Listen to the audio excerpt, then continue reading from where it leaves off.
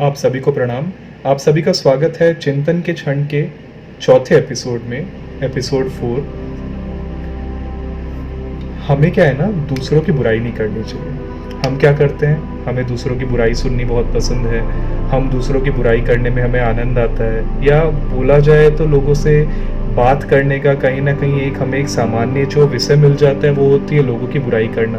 हम कहीं ना कहीं क्या करते हैं, लोगों की बुराई सुनने में, लोगों की बुराई करने में रस लेने लग जाते हैं। हमें मज़ा आता है कि चलो बात करने को कुछ नहीं है तो चलो लोगों की बुराई कर लेते हैं कि ये व्यक्ति ऐसा है, उसमें ये कमियां हैं, उसने तुम्हारे बारे में ऐसा कहा, या वो फलाने या किसी दूसरे व्यक्ति के बारे में ऐसा ऐसा कहता है, या उसके घर के हालात ऐसे हैं, उसके घर में ये समस्याएं चल रही है, उसके घर में किसी ने ऐसा किया, किसी ने वैसा किया। हम क्या करते हैं, अपना एक बहुत महत्वपूर्ण समय क्या करते हैं, दूसरों की बुराई करने में लगा देते हैं। लेकिन हमें क्या करने चाहिए, दूसरों की बुराइयां करने में भी और सुनने में से भी। कोई दूसरा अगर बुराई किसी की कर रहा हो, उससे भी हमें क्या करना चाहिए, हमें बचना चाहिए।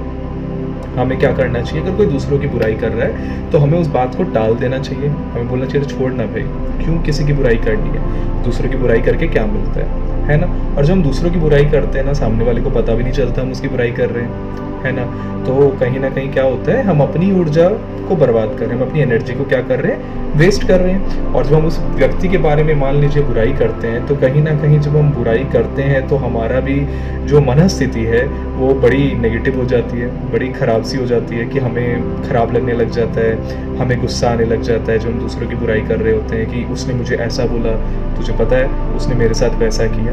वो जो घटना थी वो घटित हो सकती है, उसे आप रोक नहीं सकते, लेकिन उस बारे में बार बार बात करके, अगर कोई घटना हुई थी उस बारे में बार बार बात करके आप अपने मन को ही दुखी करते हो, आप अपनी ऊर्जा ही वेस्ट करते हो, और आप क्या करते हो, बेफालतू में गुस्सा लाते हो अपने अंदर। कहीं ना कहीं वो इमोशंस भी आप अपने अंदर ले आते हो, है ना। और आप सामने वाले व्यक्ति को तो पता भी नहीं कि आप उसकी बुराई कर रहे हो और कर रहे हो। कहीं ना कहीं आप अपना क्या कर रहे हो, उसकी बुराई करके आप अपना नुकसान कर रहे हो, है ना। क्योंकि आप अपनी ऊर्जा वेस्ट कर रहे हो, आप अपने अंदर नेगेटिव इमोशंस ला रहे हो, आप अपने अंदर नेगेटिविटी ला रहे हो। तो क्या करना है, हमें ना दूसरों की बुराई करना है, ना दूसरों की बुराई सुनना चाहिए, और बुरी आदतों से भी हमें दूर रहना चाहिए, है ना। तो ऐसी बातें हमें करनी चाहिए। अगर हम किसी से मिले तो हमें क्या करना चाहिए, ऐसी बातें जो हमें ऊंचा उठा सके, हमारे लिए बेहतर हो। हम आध्यात्मिक बात कर सकते हैं, अपने काम से जो रिलेटेड बातें हो हम उस बारे में लोगों से बात करें। हम कुछ ऐसी बातें करें जिससे सामने वालों से हमें कुछ सीखने मिले और हमसे सामने वाले को कुछ सीखने मिले।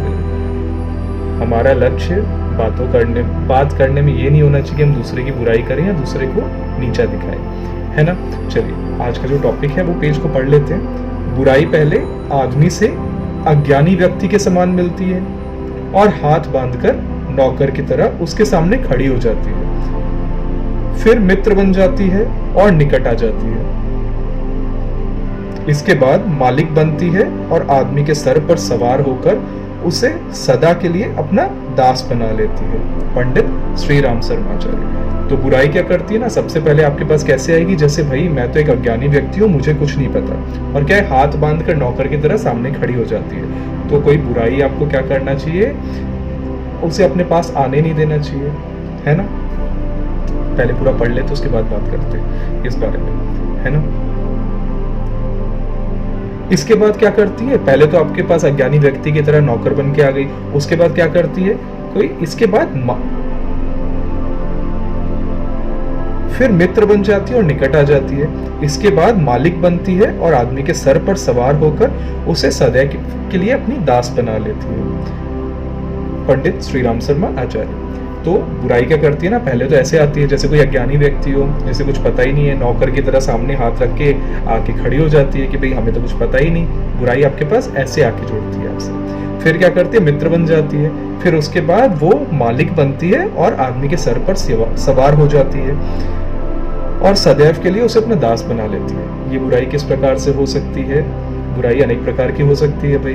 बुराई हो सकती है किसी नशे की, कोई नशे की लत की। पहले तो क्या हम किसी नशे का भी उपयोग करते हैं दूसरों को दिखाने के लिए, या एक बार करने से क्या होगा, तो हम वो कर लेते हैं। तो शुरू में क्या होता है कि भाई एक बार कर लिया, वो एक मतलब अज्ञानी की भांति हो गई वो बुराई कि भाई बस वो तो हमने एक बार कर लिया, उससे कुछ फ़र्क नहीं पड़ा। फिर हम धीरे-धीरे उसे और इस्तेमाल करने लग जाते हैं। मान ली नशे की ही बात एग्ज़ाम्पल में ले रहे हैं, तो हम धीरे-धीरे उसके और आदी हो जाते हैं। हमने थोड़ा और कर लिया, है ना? क्या है भाई, चलो अच्छा लग रहा है, कर लेते हैं। एक समय के बाद क्या होती है, आप उसके बिना रह नहीं पाते। उस बुराई को किए बिना, उसके बिना आप रह ही नहीं सकते। तब क्या होता है, आप उसके दास बन जाते हो। तो आपको क्या बुरा है, क्या भला है, उसमें अंतर आपको समझना होगा। आपको बुराई को अपने ऊपर हावी नहीं होने देना है। ये लोग कहते हैं, काफ़ी लोग ऐसे कहते हैं, अरे यार मैंने तो किया लेकिन मैं इसका आदी नहीं हूँ, या मेरे पे बुराइयाँ हावी नहीं होती। हमें बुराइयाँ हावी हो ना हो, हमें उसे अपने आस-पास भटकने ही क्यों देना है? ऐसा कुछ क्यों ही करना है जो हमें नुकसान करे, जब हमें या तो पता है कोई चीज़ हमें नुकसान ही करने वाली है, तो उससे दूर क्यों ना रहें? तो बुराई से दूर रहें, समझे बुराई के को अपने ऊपर हावी ना होने दें, अपने समय का और धन का सही चीज़ों में उपयोग करें। कुछ ऐसे कर्म करें, कुछ ऐसी चीज़ें करें जिसमें आपके धन और समय दोनों का सही उपयोग हो सके। आप बेहतर इंसान बन सकें, बेहतर मनुष्य बन सकें और अपने लक्ष्य को प्राप्त कर सकें। लक्ष्य ही तो प्राप्त करना हमारा मेन गोल होना चाहिए ना, है ना? आज की बात समाप्त। ओम शांति। धन्यवाद।